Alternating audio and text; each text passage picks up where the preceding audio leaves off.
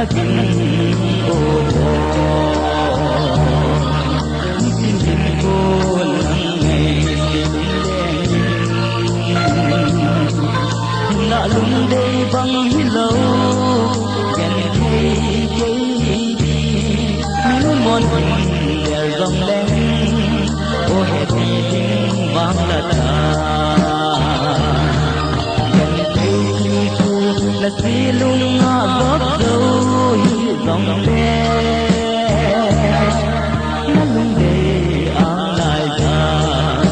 dùng pha tiếng vang hồ dân mình ta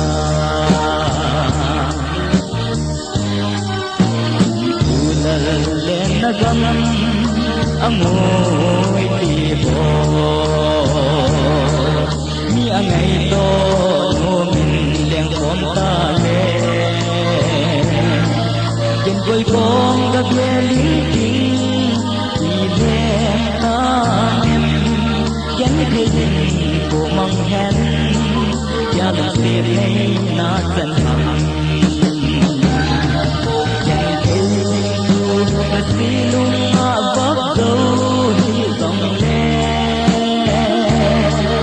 nó lung để ang lại ra trong pha tiếng vang hồ dân người ta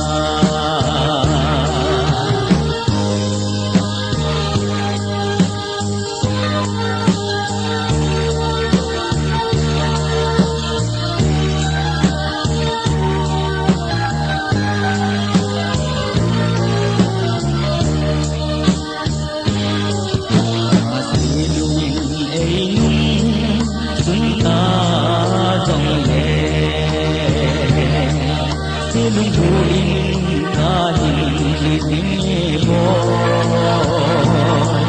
ơi có tô dâu đi lung ghen ngày ta hi dòng lên xuân lung in khen cô đè lô có ta mà khen đòn khen cây kim thu là say lung vót dâu đi dòng lên lung về ang lại ra trong pha tiếng vang hồ dân người ta khen cây thu là xí lung góp dâu dòng lên nó lung về ang lại ra trong pha